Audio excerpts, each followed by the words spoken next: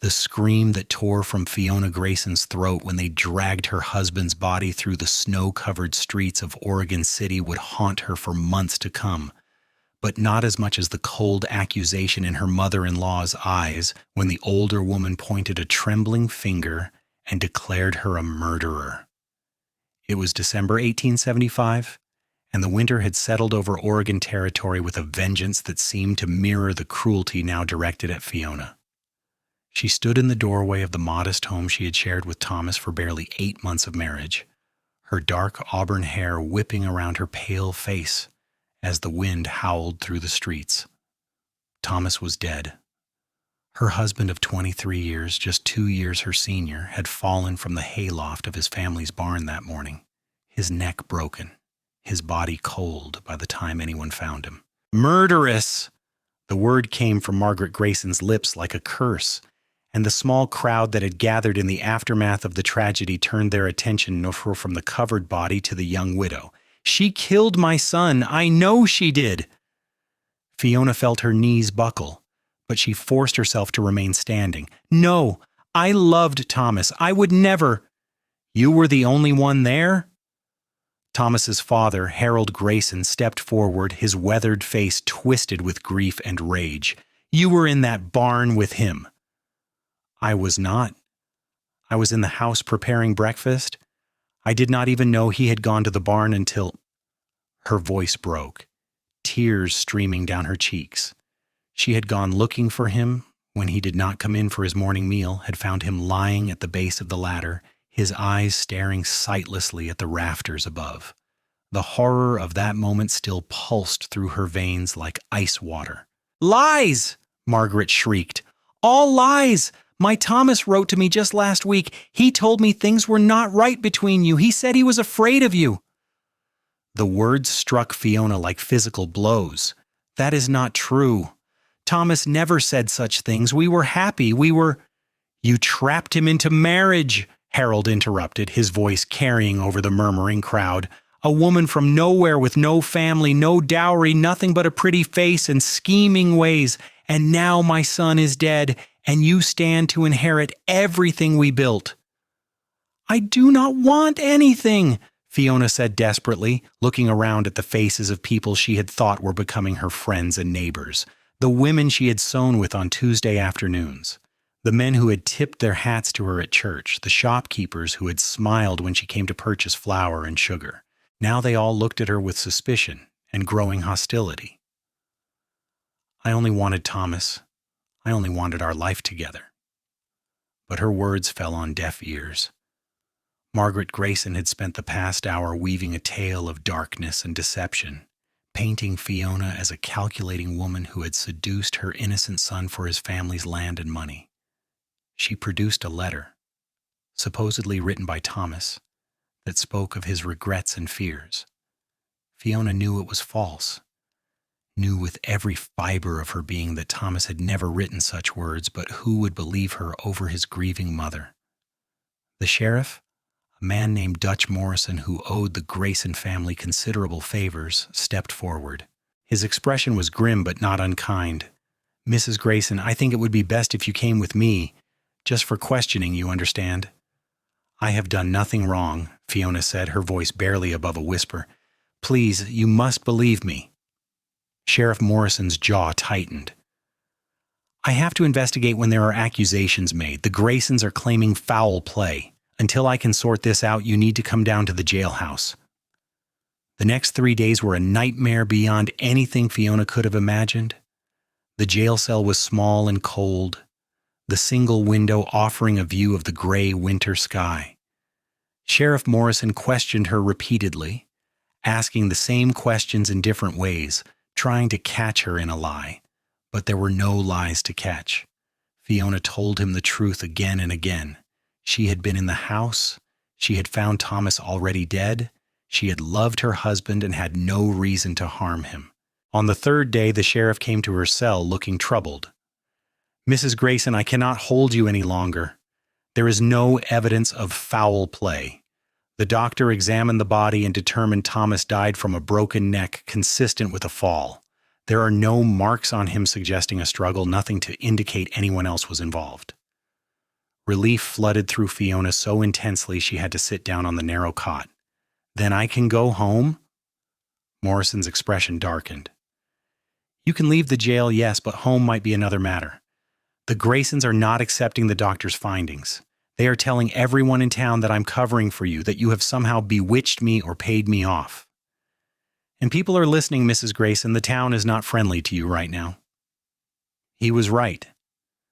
When Fiona stepped out of the jailhouse into the weak afternoon sunlight, she was met with cold stares and hostile whispers. Women pulled their children away from her as if she carried some contagion. Men spat in the street when she passed. She made her way to the general store, hoping to purchase supplies so she could return to the house and mourn her husband in private, but the owner, Mr. Peterson, blocked her entrance. "We do not serve your kind here," he said flatly. "My kind?" Fiona repeated, disbelief warring with hurt. "Mr. Peterson, you have known me for 8 months. You know I'm not capable of—" "I know the Graysons are good people who have been part of this town for 20 years, he interrupted. "And I know you are a stranger who showed up out of nowhere and married into their family. Now their son is dead and you are still standing. That tells me all I need to know." Fiona tried 2 more shops with the same result. No one would sell to her. No one would speak to her except to hurl accusations and insults. By the time she reached the small house she had shared with Thomas, she was shaking with cold and despair. But even that refuge was denied to her. The door hung open, broken from its hinges. Inside, the house had been ransacked. Furniture was overturned, dishes smashed, her clothing torn and scattered. On the wall above the hearth, someone had painted a single word in what looked like red paint or blood: murderous. Fiona sank to her knees amid the wreckage of her life, sobs tearing from her throat. Everything was gone. Her husband, her home, her reputation, her future. She had nothing and no one. Her own family was back in Missouri, and they had disowned her when she married Thomas against their wishes. They had wanted her to marry a wealthy merchant in St. Louis, but she had fallen in love with Thomas Grayson when he came through town on a cattle drive. They had eloped, much to both families' displeasure, and had come to Oregon to start fresh. Now he was dead, and she was alone in a hostile town with no money, no food, and no shelter. As darkness fell and the temperature dropped, Fiona knew she could not stay in the ruined house. There was no firewood, no way to keep warm. She gathered what little remained of her belongings, a few undamaged dresses, a cloak, a photograph of Thomas taken on their wedding day, and stuffed them into a carpet bag. Then she stepped back out into the night, unsure where to go or what to do. The wind had picked up, and fat snowflakes were beginning to fall. Within minutes, they were coming down in thick, blinding sheets. A blizzard, Fiona realized with growing panic. She had to find shelter. But where? Every door in Oregon City would be closed to her now. The church? Perhaps Reverend Williams would show Christian charity even if no one else would. She struggled through the deepening snow toward the white clapboard church at the edge of town. Her fingers were numb, her face stinging from the wind and ice. By the time she reached the church steps, she could barely feel her feet. She pounded on the door, calling out for the Reverend. The door opened, and for a moment, hope flared in Fiona's chest.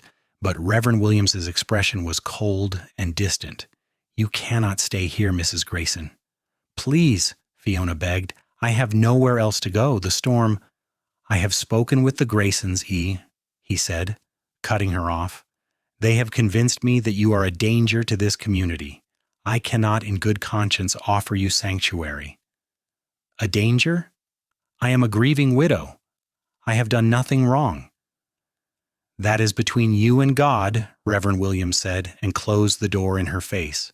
Fiona stood on the church steps, the snow piling around her, and felt despair threaten to drag her under. She was going to die out here. She was going to freeze to death in this storm, and no one in Oregon City would care. Perhaps some of them would even celebrate. With no other options, Fiona turned away from the town and began walking. If she could reach the woods, perhaps she could find some kind of shelter among the trees. It was a slim hope, but it was all she had. She trudged through the snow, the wind tearing at her cloak, her teeth chattering so violently she bit her tongue and tasted blood.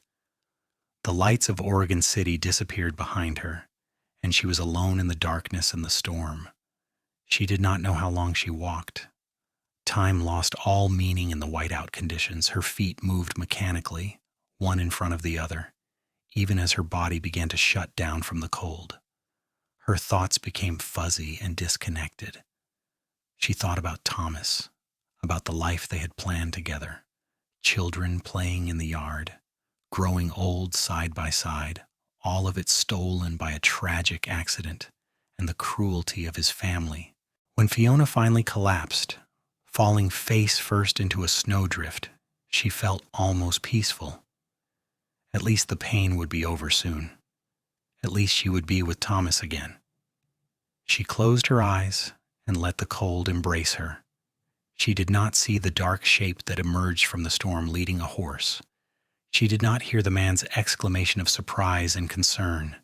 She was only dimly aware of strong arms lifting her, of being draped across a saddle, of warmth pressed against her back as the horse began to move. Consciousness came and went in fragments. The creak of a door opening, blessed warmth and the glow of a fire. Rough but gentle hands removing her wet clothing and wrapping her in blankets. A deep voice murmuring words she could not quite understand. The taste of hot broth. And then finally the deep, dreamless sleep of exhaustion. When Fiona woke, she had no idea where she was. The room was small but tidy, with log walls and a single window covered with oiled paper. A fire crackled in the hearth, filling the space with warmth. She was lying in a narrow bed covered with several heavy quilts, and she was wearing a flannel nightshirt that was much too large for her. Her own clothing was nowhere to be seen. She sat up slowly, her head spinning, her body aching in ways she had never experienced before. Her fingers and toes throbbed with returning circulation. How long had she been here? Where was here? As if in answer to her unspoken question, the door opened, and a man entered carrying an armload of firewood. He stopped when he saw she was awake, his expression unreadable. "You are back with the living," he said, his voice the same deep rumble she had half remembered from the night before. "That is good. I was not sure you would make it." Fiona stared at him, taking in his appearance. He was tall and broad-shouldered, with dark hair that curled slightly at his collar and eyes the color of storm clouds. His face was weathered and tanned, with the kind of rugged handsomeness that came from years spent outdoors. He looked to be in his mid-20s, perhaps a year or two older than she was. He wore simple clothes, denim trousers, a wool shirt, and worn leather boots, and moved with the easy confidence of a man comfortable in his own skin. "Who are you?" Fiona managed to ask, her voice hoarse and cracking. "Name is Mason Vaughn," he said, setting the wood down by the hearth and adding a few logs to the fire. "I found you in the snow about 2 miles north of Oregon City last night. You were near frozen to death. I brought you back here to my cabin." "Why?" The question came out before Fiona could stop it. Mason turned to look at her, one eyebrow raised. "Why did I save your life?" "Because it was the right thing to do. I am not in the habit of letting people die in snowstorms if I can help it." "You do not know who I am," Fiona said, her voice breaking. "If you did, you would have left me there. Everyone in Oregon City wants me dead or gone." Something flickered in Mason's eyes. "I know who you are, Mrs. Grayson. Fiona Grayson, widow of Thomas Grayson, accused by her in-laws of murder." Fiona's heart sank. "Then why?" "Because I also know the Graysons," Mason interrupted, his tone hardening. "I have known them for 5 years, ever since I settled in these parts. Harold Grayson tried to cheat me out of my land when I first arrived, claimed I had not filed the proper paperwork. Would have succeeded, too, if I had not been able to prove otherwise. Margaret Grayson is one of the most vicious gossips I have ever encountered. She destroyed the reputation of a school teacher 2 years ago because the woman dared to discipline her son for bullying younger children. Got her run out of town on trumped-up charges of impropriety. He crossed his arms, his expression grim. So when I heard they were accusing you of murder, I did not automatically believe them. And when I learned Sheriff Morrison had found no evidence of wrongdoing but the Graysons were still spreading their poison, I figured there was more to the story than what the town was being told. Fiona felt tears spilling down her cheeks.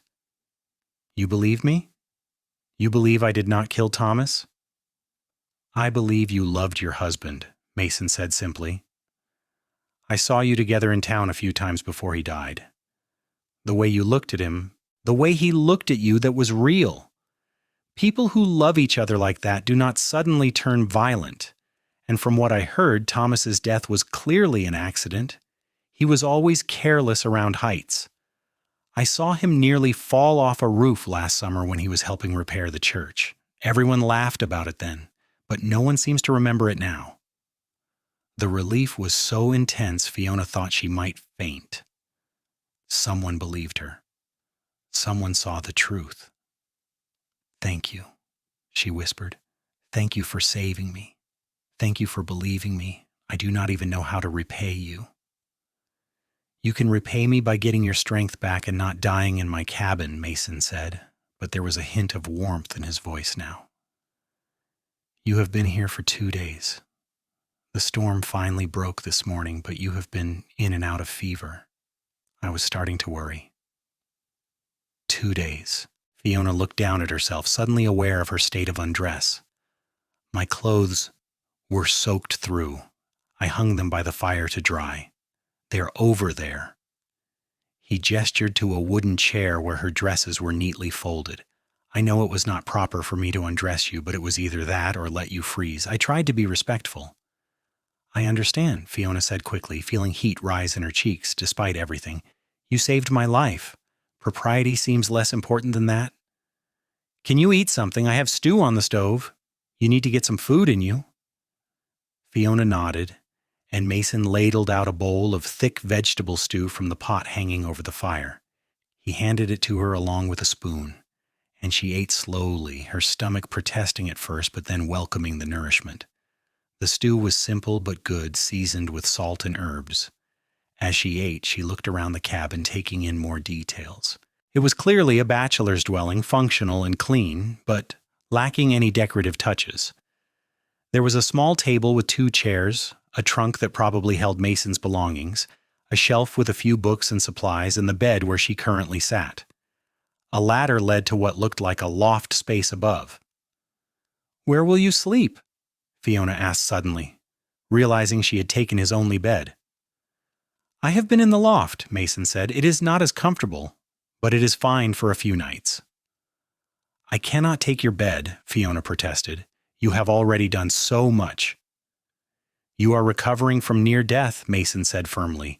You take the bed. I am not going to argue about this. Fiona wanted to protest further, but the truth was she was already exhausted again, and the bed was incredibly comfortable after her ordeal. She finished the stew and handed the bowl back to Mason, who took it without comment. Rest, he said. We can figure out what comes next after you are stronger. Over the following days, Fiona slowly regained her strength. Mason was a surprisingly attentive caretaker, bringing her food at regular intervals, making sure the fire stayed lit, checking on her throughout the day and night when her fever spiked. He was quiet by nature, not given to unnecessary conversation, but when he did speak, his words were thoughtful and kind. Fiona learned that Mason had come to Oregon from Texas 5 years earlier, looking for a fresh start after his parents died. He had worked as a ranch hand and trail driver, saving every penny until he could afford to buy his own piece of land. The cabin sat on 160 acres of mixed forest and grassland, perfect for the small cattle operation he was building. He had 20 head of cattle currently, with plans to expand when he could afford more. It is not much, Mason said one evening as they sat by the fire. Fiona now strong enough to sit in one of the chairs instead of lying in bed. But it is mine. No one can take it from me or tell me what to do with it. That matters more to me than having a big spread. I think it is wonderful, Fiona said honestly. You built this with your own hands? Most of it, Mason confirmed. Had some help raising the walls and roof, but the rest I did myself. It is not fancy, but it keeps the weather out and the warmth in. It is more of a home than I have right now, Fiona said quietly, her earlier gratitude giving way to a fresh wave of grief and uncertainty. I do not know what I'm going to do, Mason. I cannot go back to Oregon City. Even if I could, the house is destroyed, and I have no money. Thomas and I were just starting out. We had not saved anything yet. Mason was silent for a long moment, staring into the fire. When he spoke, his voice was careful. You could stay here, Fiona's head snapped up. What? You could stay here, Mason repeated, turning to look at her. At least until you figure out what you want to do next. I know it is not proper. A single woman living with a single man, but given what you have been through, I doubt your reputation can get much worse in Oregon City. And out here, there is no one to gossip. I could not impose on you like that, Fiona said, even as hope flickered in her chest. You have already done so much. It would not be an imposition, Mason said. To be honest, I could use the help. I am trying to run this place on my own, and it is harder than I expected. If you were willing to help with cooking and mending and the like, it would be a fair trade for room and board. And in the spring, when the weather clears and the passes open up, if you want to leave, go somewhere and start over, I will give you money for the journey. It was an incredibly generous offer, and Fiona knew it. But it also put Mason at risk. What if people in town find out I am here? They could turn on you too. Let them try, Mason said with a shrug. I do not go to town much anyway, and I do not care much what people think of me. I know the truth, and that is enough. Fiona studied him. This man who had saved her life and was now offering her sanctuary with no expectation of anything in return. His face was open and honest, his eyes steady. She thought of the alternative, trying to make her way through the winter with no money and no resources, possibly dying in the attempt. And she thought of how safe she felt here in this small cabin with this quiet, kind man. All right, she said softly.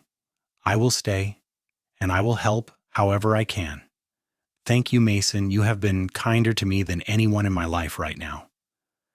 Everyone deserves kindness, Mason said simply, especially when they have been wronged. And so Fiona Grayson became a part of Mason Vaughn's life on the isolated homestead.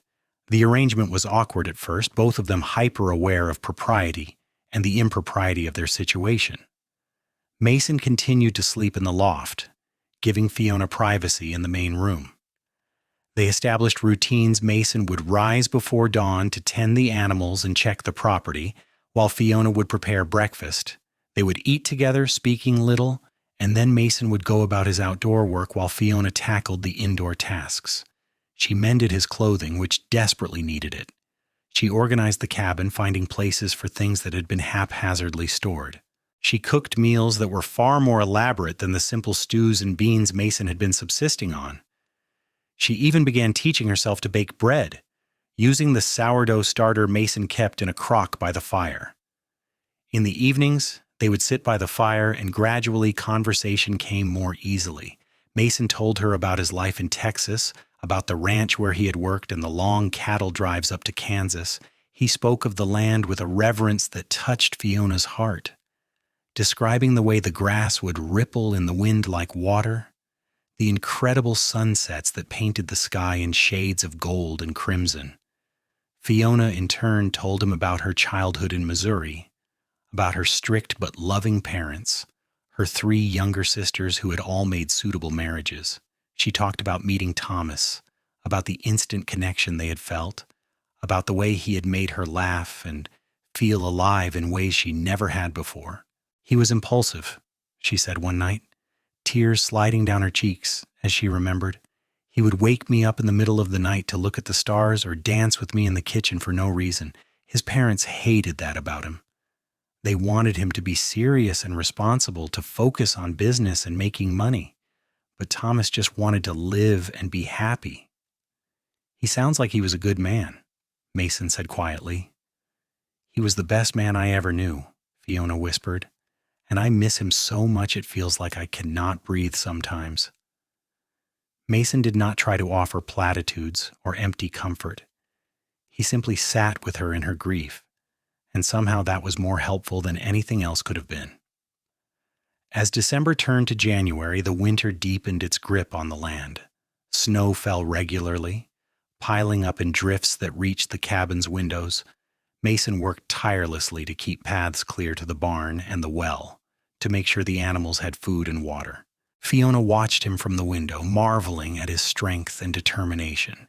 He never complained, never seemed discouraged by the brutal conditions. He simply did what needed to be done. One particularly cold night, a pack of wolves came down from the mountains, drawn by the scent of the cattle. Fiona woke to the sound of frantic bellowing and Mason cursing as he grabbed his rifle and rushed outside. She threw on her cloak and followed, despite his shouted order to stay inside. The scene in the barn was chaos. 3 wolves had somehow gotten inside and were trying to separate a young heifer from the herd. Mason fired a shot that sent one wolf yelping into the night, but the other 2 were not deterred. Fiona grabbed a pitchfork and began yelling, waving the makeshift weapon at the wolves. The combination of noise and threat was enough. The wolves retreated, disappearing into the darkness. Mason secured the barn door, reinforcing the latch that had come loose, and then turned to Fiona with a mixture of anger and admiration. "I told you to stay inside. And let you face 3 wolves alone? I think not." Fiona was shaking, but her voice was steady. Mason's expression softened. "You could have been hurt. So could you." They stood there in the cold barn, surrounded by the nervous, shifting cattle, and something shifted between them. Fiona became acutely aware of how close Mason was standing, of the way his breath fogged in the frigid air, of the concern in his eyes. It was not the way Thomas had looked at her that had been bright and burning, intense and immediate. This was different, quieter, deeper, like bedrock beneath soil. "We should get back inside," Mason said finally, his voice rough, "before we both freeze." They trudged through the snow to the cabin, and Mason barred the door behind them. Fiona moved to the fire, holding her hands out to the flames. She was trembling, the reality of what had just happened beginning to sink in. Those wolves could have killed them both. "Here." Mason draped a blanket around her shoulders. His hands lingered for just a moment, steady and warm, before he stepped back. "Thank you," Fiona murmured, "for everything. Not just tonight, but all of it. I would be dead without you, Mason. You know that, right?" "You would have found a way to survive," Mason said.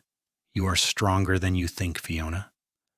It was the first time he had used her given name, and hearing it in his deep voice sent an unexpected warmth through her chest. She looked up at him, really looked at him, and saw the man he was. Honorable, strong, gentle, so different from Thomas, but good in his own way. Guilt immediately followed the thought. Thomas had been dead for barely a month, and here she was noticing another man. What kind of wife was she? What kind of person? As if sensing her turmoil, Mason moved away, putting distance between them. "You should get some sleep. It has been a long night," but sleep did not come easily for either of them. Fiona lay in the bed staring at the ceiling, trying to sort through her tangled emotions. She had loved Thomas. She still loved Thomas. His death had shattered her world, but she was also beginning to feel something for Mason, something she could not quite name, but that felt both terrifying and inevitable. In the loft above, Mason lay on his bedroll, equally unable to sleep. He had not planned on caring about Fiona Grayson. He had saved her because it was the right thing to do, had offered her shelter out of basic human decency. But over the past weeks, she had become more than just a woman he was helping. She had become his companion, his friend, the person he looked forward to seeing when he came in from the cold. She made his cabin feel like a home. She made his solitary existence feel less lonely, but she was grieving, and he would not take advantage of that. He would not push or presume. He would give her time and space and let her heal. And if someday she came to care for him the way he was beginning to care for her, well, that would be a gift he had no right to expect, but would treasure beyond measure. January gave way to February, and the worst of the winter began to ease. The storms came less frequently, and on clear days the sun shone with surprising warmth. Mason began making trips to check his property lines and assess any damage from the winter. Fiona accompanied him sometimes, riding the gentle mare Mason kept for lighter work. She had been an adequate rider before, but Mason taught her to sit a horse the way a ranch woman needed to, comfortable in the saddle for hours at a time. They rode through snow-covered meadows and dark pine forests, and Mason showed her the beauty of the land he called his own. He pointed out game trails and likely spots for finding deer in the fall. He showed her a creek that would run high and fast when the snow melted, perfect for fishing. He talked about his plans for the future, for expanding his herd and maybe building a bigger house someday. "Do you ever think about marrying?" Fiona asked one afternoon as they rested the horses by a frozen stream. The question came out of nowhere, surprising them both. Mason was quiet for a long moment. "I think about it sometimes," he admitted. "It gets lonely out here, and running a place like this is easier with a partner, but I have not met anyone I wanted to spend my life with. Until—" He stopped abruptly, his jaw tightening. "Until?" Fiona prompted, her heart suddenly beating faster. Mason looked at her, his gray eyes intense. "Until it did not matter anymore." The words hung in the air between them, weighted with meaning. Fiona knew what he was saying, or at least what she thought he was saying, and the truth was, she felt it too. These past weeks with Mason had awakened something in her, something she had thought died with Thomas. It was not the same wild, passionate love she had shared with her late husband. This was gentler, steadier, but no less real.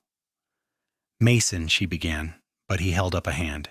"You do not have to say anything, Fiona. I know you are still grieving.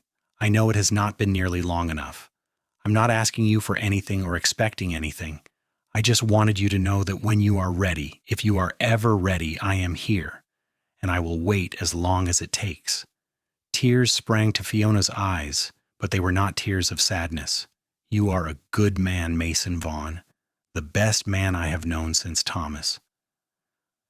"That's enough for me," Mason said softly. "More than enough." They rode back to the cabin in comfortable silence, but something had changed. The unspoken feelings were now spoken, acknowledged. And while Fiona still grieved for Thomas and knew she would carry that grief for the rest of her life, she also began to allow herself to feel hope. Hope that maybe someday she could love again. Hope that maybe her story was not over, just changing chapters. In early March, Mason made a supply run to Oregon City. Fiona had initially protested, worried about what people might say to him, but Mason had waved off her concerns. He needed flour and sugar and other staples that were running low, and he would not be deterred by small-minded gossips. He returned later that evening, his expression grim. Fiona knew immediately that something had happened. "What is it?" she asked, as he carried the supplies inside. Mason set down the sacks and turned to face her. "The Graysons are still spreading their poison. I stopped by the general store and Mrs. Henderson asked me point blank if I was harboring you at my place." Fiona's stomach dropped. "What did you say?" "I told her it was none of her business where you were or who I had at my home," Mason said. "But the truth is, people are talking. There are some in town who think you got what you deserved, being cast out. But there are also a few who are starting to question the Graysons' version of events. Sheriff Morrison is one of them. He asked me to give you a message if I saw you." "What message?" "He said he is still investigating Thomas's death, even though the case is officially closed. He found some things that do not add up with the Grayson story, and he wanted you to know that you are not wanted for any crime, that you are free to come and go as you please. He said he is sorry for how you have been treated." It was something, Fiona thought. Not much, but something. At least one person in Oregon City besides Mason was willing to question the narrative the Graysons had created. "There is more," Mason said, his voice carefully neutral.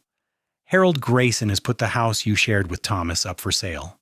He is claiming that since Thomas died without a will, the property reverts to his parents. He is planning to sell it and keep the money. Rage flared in Fiona's chest, hot and bright. That is my home. Thomas and I bought that house together with money he had earned. It should be mine.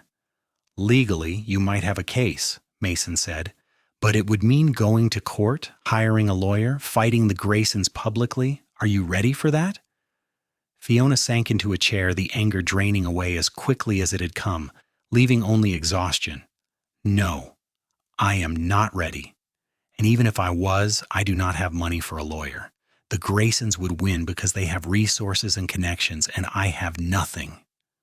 Mason crouched down in front of her, taking her hands in his. You have me. And if you want to fight for what is rightfully yours, I will help you.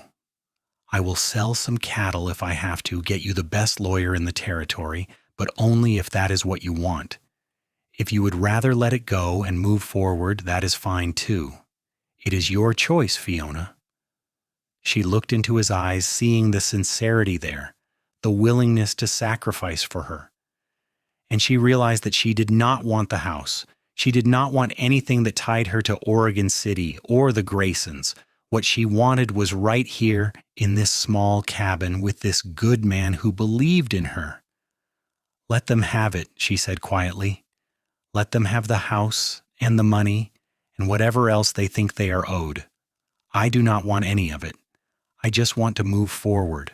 I want to build a new life. Here? Mason asked, his voice barely above a whisper. With me? Fiona's breath caught. It was too soon. She knew it was too soon. Thomas had only been gone for 3 months. But life in the frontier was harsh and short, and you had to grab happiness where you could find it. Thomas would have understood that. Thomas, who had lived every day to the fullest, who had taught her to embrace joy whenever it appeared. I am not ready yet, she said honestly. I am not ready to make promises or commitments. I am still healing, still grieving. But I want to stay, Mason. I want to be here with you and see where this leads. Is that enough for now? It is more than enough, Mason said, and the smile that spread across his face was like sunrise breaking through storm clouds. It is everything. Spring came to the Oregon Territory with a rush of color and life. The snow melted, filling the creeks and streams until they roared with white water. Wildflowers bloomed across the meadows in waves of purple and yellow and red. The cattle grew sleek and fat on the new grass, and 2 of the cows gave birth to healthy calves that frolicked on spindly legs. Fiona threw herself into the work of the homestead. She planted a garden, carefully nurturing seeds Mason had brought from town. She learned to milk the cow, to churn butter, to smoke meat for preservation. She mended fences and helped with the branding of the new calves. Her hands grew calloused, her skin tanned, her body strong from the physical labor. And through it all, her relationship with Mason deepened. They worked side by side during the day, easy and comfortable with each other. In the evenings, they would sit outside and watch the sun set over the mountains, talking about everything and nothing. Mason told her about his dreams for the future, about wanting to build a legacy that would last beyond his lifetime. Fiona shared her fears about the past, about whether she would ever truly be free of the accusations and judgment. You are already free, Mason told her one evening as they sat on the porch he had built. The Graysons and the people of Oregon City have no power over you unless you give it to them. You are here, living your life, being happy. That is the best revenge you could ever have. I do not want revenge, Fiona said. I just want peace. Then take it, Mason said simply. It is yours to claim. In May, Sheriff Morrison rode out to the cabin. Fiona's first instinct was fear, but Mason squeezed her hand reassuringly as they went out to meet him. Mrs. Grayson, Morrison said, tipping his hat. Vaughn, I hope I am not intruding. What can we do for you, Sheriff? Mason asked, his tone neutral. Morrison dismounted, looking uncomfortable. I wanted to come out here in person to tell you what I've learned. I have been investigating Thomas Grayson's death like I said I would, and I found some things that I think you need to know, Mrs. Grayson. Fiona's heart was pounding. What things? I spoke with Doc Harris again, asked him some more detailed questions about the body. He told me that, in addition to the broken neck, Thomas had bruising on his back and shoulders, consistent with being pushed. At the time, he did not think much of it, figured Thomas had bumped into things as he fell, but the pattern of bruising does not really match a simple fall. You are saying someone pushed him? Fiona whispered, horror dawning. I am saying it is possible, Morrison said carefully. I also learned that Thomas had a substantial life insurance policy that his parents took out on him when he turned 21, a policy that would pay out $5,000 in the event of his death. The number was staggering. $5,000 was a fortune, enough to set someone up for life. His parents never mentioned that to me. I doubt they would have, Morrison said grimly, because here is the thing. The policy was set to expire at the end of January. If Thomas had lived another 6 weeks, it would have lapsed, and there would have been no payout. But because he died in December, the Graysons collected the full amount. Fiona felt sick. You think they killed their own son for money? I think it is suspicious, Morrison said. I do not have proof, and I probably never will. But I wanted you to know that I do not believe you had anything to do with Thomas's death, and I wanted to apologize for not digging deeper sooner. I let the Graysons influence me, and that was wrong. Can you do anything about this? Mason asked. Can you charge them? Morrison shook his head. Not without proof, and any evidence that might have existed is long gone. But I'm going to make sure people in town know that you are innocent, Mrs. Grayson. I'm going to make sure the truth gets out, even if I cannot get justice through the courts. It was something. Not everything, but something. Fiona thanked the sheriff, and he rode away, leaving her and Mason standing in the yard.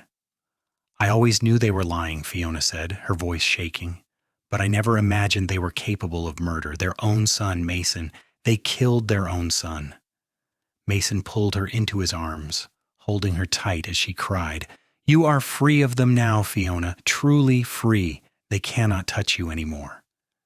And slowly, Fiona began to believe it. Summer arrived in full, and the homestead flourished. Fiona's garden produced an abundance of vegetables. Mason's herd grew, and he was able to sell several head of cattle at a good price. They worked from dawn until dusk, exhausted but satisfied with what they were building together. And somewhere along the way, Fiona realized that she was happy, truly, genuinely happy. She still thought about Thomas, still felt the ache of his loss, but it no longer consumed her. She could remember the good times without being dragged down by grief. She could imagine a future without feeling like she was betraying his memory. One evening in late July, as they sat watching the fireflies dance across the meadow, Fiona turned to Mason. I am ready, she said quietly. Mason looked at her, his expression questioning. Ready for what? To move forward, to stop just existing and start living again. I am ready to love again, Mason, if you still want me. Mason's eyes widened, and then a slow, wondering smile spread across his face. If I still want you? Fiona, I have wanted you since the day you woke up in my cabin and looked at me like I was not a monster. I have wanted you since you stood beside me facing down wolves. I have wanted you every moment of every day, and I will want you for the rest of my life if you will let me. Then ask me, Fiona whispered. Mason stood, pulling her to her feet. He took both her hands in his expression solemn and tender. Fiona Grayson, will you marry me? Will you be my wife, my partner, my everything? I promise to spend every day of the rest of my life making you happy. I promise to believe in you, to stand by you, to love you with everything I have. Will you take a chance on me? Tears streamed down Fiona's face, but she was smiling. Yes, I will marry you, Mason Vaughn. I love you. I did not think I could love again, but you showed me it was possible. You saved my life in every way a person can be saved. Mason kissed her then, soft and sweet and full of promise, and under the vast Oregon sky with the mountains standing eternal watch, Fiona felt the last pieces of her broken heart begin to heal. They were married in September, in a small ceremony at the cabin. Sheriff Morrison stood as witness, along with a couple of Mason's neighboring ranchers who had become friends. There was no fancy dress, no elaborate celebration. Fiona wore a simple blue calico dress she had sewn herself with wildflowers woven into her hair. Mason wore his best shirt and vest, his boots polished to a shine. They spoke their vows with the autumn wind singing through the pines, promising to love and honor each other for as long as they both lived. After the brief ceremony, the guests departed, leaving Mason and Fiona alone. They stood together in front of the cabin, husband and wife, and Fiona marveled at how much her life had changed in less than a year. She had lost everything and gained everything. She had been cast out and welcomed home. She had been broken and made whole. "Are you happy?" Mason asked, wrapping his arms around her from behind. "I am so happy I cannot find words for it," Fiona murmured, leaning back against his solid warmth. "I never thought I would feel this way again." "Neither did I," Mason admitted. "I thought I would spend my life alone. And then you stumbled into it, half frozen and absolutely stubborn, and everything changed." Fiona laughed, turning in his arms to face him. "I was not stubborn." "You absolutely were," Mason said, but he was grinning. "You are still stubborn. It is one of the things I love most about you." He kissed her again, deeper this time, and Fiona felt desire kindle in her belly. She had been a married woman before, knew the pleasures that could exist between husband and wife. But this felt different, new, like discovering something precious for the first time. This was not the desperate, wild passion of youth. This was something deeper, more enduring. This was the love of two people who had weathered storms and come through stronger. Mason lifted her into his arms, carrying her over the threshold of the cabin that was now truly their home. He laid her gently on the bed, and they came together with tenderness and joy, celebrating their union in the oldest way humans knew. And afterward, wrapped in each other's arms, Fiona felt truly safe for the first time since Thomas's death. The years that followed were full and rich. Mason and Fiona expanded the homestead, adding more cattle and eventually horses. They built a larger house, one with proper bedrooms and a spacious kitchen where Fiona could work. They made friends with the neighboring ranchers, creating a small community of people who supported each other through the harsh winters and busy summers. Sheriff Morrison kept his word and spread the truth about Fiona's innocence throughout Oregon City. The Graysons left town eventually, driven out by their own guilt and the whispers of suspicion that followed them. The house that Fiona and Thomas had shared was eventually bought by a young family, and Fiona found she could think about it without pain. In the spring of 1877, Fiona discovered she was pregnant. The news filled her with equal parts joy and terror. She had always wanted children, had dreamed of them with Thomas, but now those dreams were tangled up with loss and fear. What if something went wrong?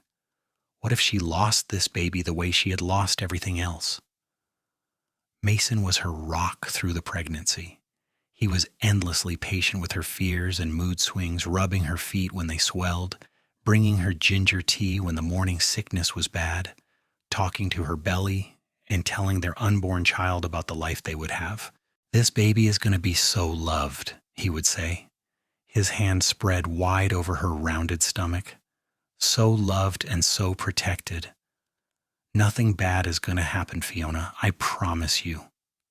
In November, on a crisp autumn day when the aspens had turned gold, Fiona went into labor. It was long and difficult, the pain unlike anything she had experienced before. But Mason stayed by her side the entire time, holding her hand, wiping her brow, whispering encouragement. And when their son finally entered the world, squalling and red-faced and perfect, Fiona wept with relief and joy. They named him Matthew Thomas Vaughn, honoring both his father and Fiona's first husband. Mason cradled the tiny boy with a reverence that made Fiona fall in love with him all over again. "Hello, son," Mason murmured. "I am your father, and I'm going to do everything in my power to make sure you have a good life. You are going to grow up knowing you are loved and valued and believed in. I promise you that." Fiona watched them together, her heart so full she thought it might burst. This was her family now. This was her life.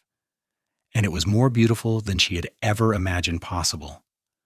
Matthew was followed by a daughter 2 years later, whom they named Margaret Rose. Then another son, Henry, in 1881.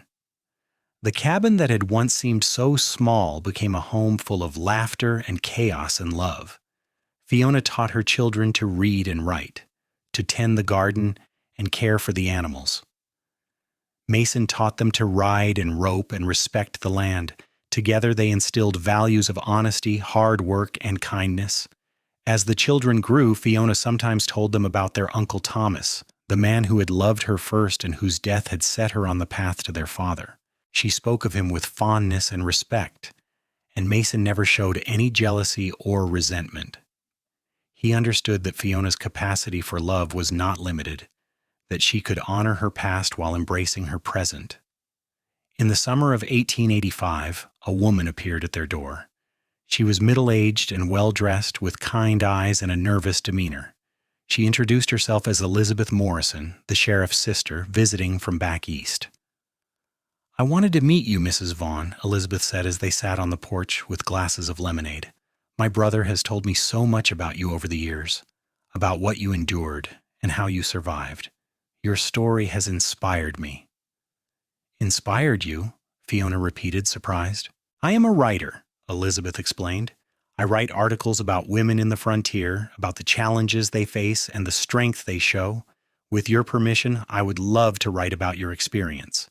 Not using your real name, of course, but sharing your story.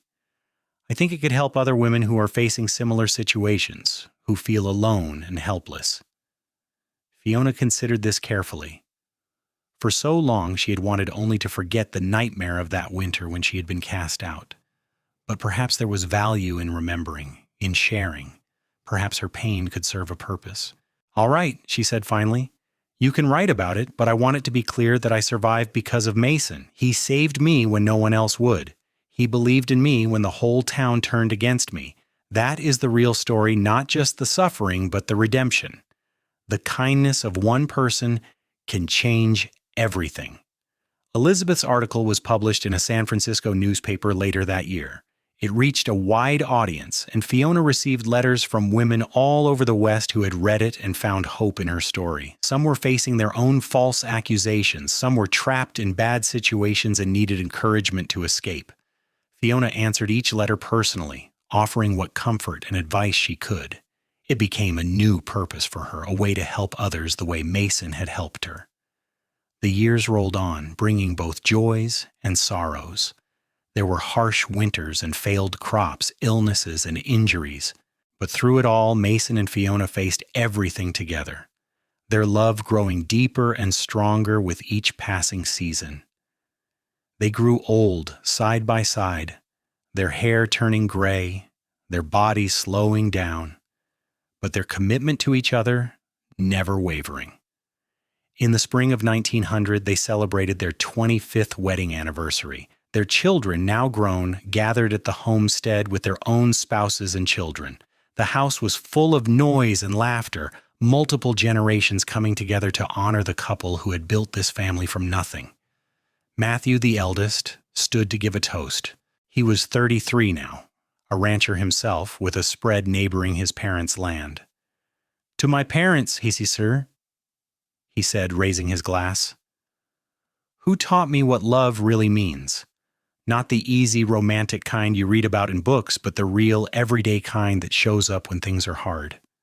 The kind that believes when others doubt, that stands firm when others turn away, that chooses hope over bitterness. Thank you for showing me how to be a good man, and for giving me and my siblings a home filled with love." Fiona wiped tears from her eyes as everyone clinked glasses and drank. She looked around at the faces of her children and grandchildren, at Mason sitting beside her with his arm around her shoulders, and felt overwhelmed with gratitude. This life she had built from the ashes of her first one was more than she had ever dared to dream. That night, after everyone had gone home or to bed, Mason and Fiona sat together on the porch, just as they had so many times over the years. The stars were brilliant overhead, the air sweet with the scent of pine and new grass. "Do you ever regret it?" Mason asked quietly. "Staying with me instead of going somewhere else, starting completely fresh?" Fiona turned to look at her husband of 25 years, this man who had saved her life in every possible way. "Not for a single moment," she said firmly. "You gave me back my life, Mason. You gave me love and family and purpose. You gave me everything that matters." "You gave me the same," Mason said, his voice rough with emotion. "I was just existing before you came into my life. You made it worth living." They kissed then, their lips meeting with the familiarity of decades together. And Fiona thought about the scared, broken woman who had nearly died in the snow all those years ago. That woman had been convinced her life was over, that she had nothing left to live for, but she had been wrong. Her life had just been beginning. She just had not known it yet. The seasons continued their eternal cycle, and Mason and Fiona grew older still. They handed more and more responsibility for the ranch over to Matthew and his brothers, content to spend their days in simpler pursuits. They tended Fiona's flower garden, read books together by the fire, took slow walks around the property that had been theirs for so long. In the winter of 1905, Mason fell ill. It started as a simple cold but developed into pneumonia. Despite the doctor's best efforts and Fiona's constant care, he grew weaker. One snowy evening, much like the one when Fiona had nearly died all those years ago, Mason called his family to his bedside. Fiona sat beside him holding his hand, trying not to cry. She had known this day would come eventually. Everyone died, but knowing did not make it easier. How could she say goodbye to the man who had been her everything for 30 years? "I am not afraid," Mason said, his voice weak but clear. "I have had a good life, a better life than I ever expected. And that is because of you, Fiona. You brought me more joy than I knew was possible." "Please do not leave me," Fiona whispered, the tears finally falling. "I cannot lose you, too." "You are not losing me," Mason said, reaching up to touch her cheek with trembling fingers. "I will always be with you. In every sunrise over the mountains, in every calf born in the spring, in the faces of our children and grandchildren, I will be there, Fiona, always." He died quietly that night, slipping away in his sleep with Fiona holding his hand. The grief was crushing, a physical weight on her chest that made it hard to breathe. But even in her pain, Fiona held on to the gratitude. She had been given 30 years with this incredible man, 30 years of love and partnership and happiness. Not everyone got that. Many people lived their whole lives without experiencing the kind of love she had known twice. The family buried Mason on a hill overlooking the ranch with a simple marker that read, "Mason Vaughn, 1850-1905, beloved husband, father, friend. He believed when others doubted." Fiona lived for another 15 years, surrounded by her children and grandchildren. She remained on the ranch, refusing all suggestions that she move to town or go live with one of her children. This land was where she belonged, where her history lived. She spent her days tending her garden, writing letters to women who still reached out seeking advice, and telling stories to her grandchildren about the grandfather they barely remembered. She spoke often of Mason, keeping his memory alive. But she also spoke of Thomas, honoring both men who had loved her. She taught her grandchildren that love was not a finite resource, that you could love deeply more than once, and that each love was precious and unique. On a warm spring day in 1920, Fiona Vaughn passed away peacefully in her sleep. She was 72 years old, surrounded by the evidence of a life well lived. Her children buried her next to Mason on the hill, under the aspens that turned gold every autumn. The ranch continued to thrive under the stewardship of Matthew and his descendants. The house that Mason and Fiona had built became a landmark in the region, a symbol of perseverance and love. And the story of the widow who was cast out in the snow and the cowboy who believed in her became a family legend, passed down through generations. Years later, Matthew's granddaughter found a box of letters in the attic of the old house. They were the letters Fiona had written and received over the years, correspondence with women all over the West who had been helped by her story. At the bottom of the box was a diary written in Fiona's careful hand. The last entry was dated just days before her death. It read, "I have lived a blessed life. I was loved by two good men, and I loved them both with all my heart. I faced darkness and emerged into light. I lost everything and gained everything. If I could go back to that terrible winter when I thought my life was ending, I would tell that scared, broken woman to hold on. Tell her that pain is not permanent, that joy can follow sorrow, that love can bloom even in the coldest winter. Tell her that her story is not over, that the best chapters are yet to come. Tell her to believe even when it seems impossible, because miracles do happen. I am living proof." The granddaughter wept as she read those words, understanding for the first time the depth of her great-grandmother's strength. She made copies of the diary and letters, preserving them for future generations, and she made sure that the story of Fiona and Mason was never forgotten, because it was a story that needed to be told. A story of injustice overcome, of love found in unexpected places, of two people who chose each other against all odds and built a legacy that would endure long after they were gone. It was a story of the American West, of hard work and harder choices, of survival and redemption. But most of all, it was a love story. The kind that proved that even in the darkest times, even when the whole world turns against you, one person's belief, one person's kindness, one person's love can change everything. The ranch still stands today, a working cattle operation run by the 6th generation of Vaughns. The original cabin has been preserved, maintained as a reminder of where it all began. Visitors can see the small space where Mason and Fiona lived that first winter, can imagine the fire burning in the hearth and the two of them sitting together, slowly falling in love. And on the hill where Mason and Fiona are buried, the aspens still turn gold every autumn, their leaves whispering secrets in the wind.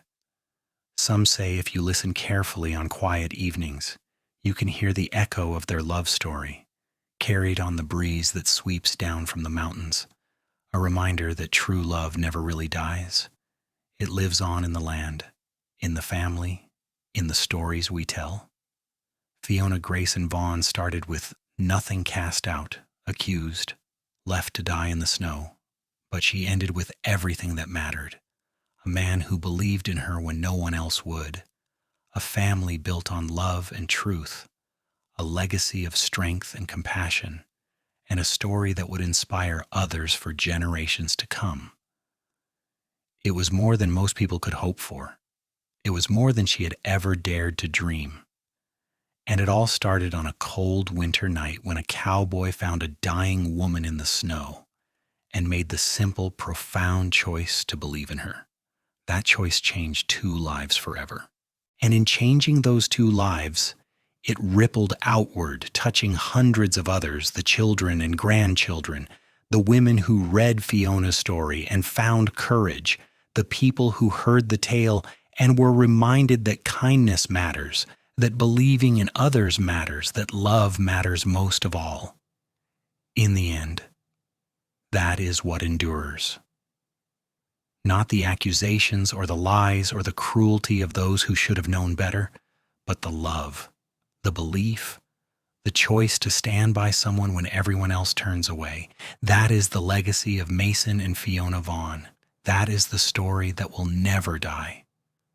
And somewhere, in whatever comes after this life, 2 souls are together again. The widow and the cowboy who saved her, still believing in each other, still choosing each other, still writing their love story across the stars, proof that some bonds cannot be broken, not by death or time or distance. Some loves are eternal, and theirs was one of them.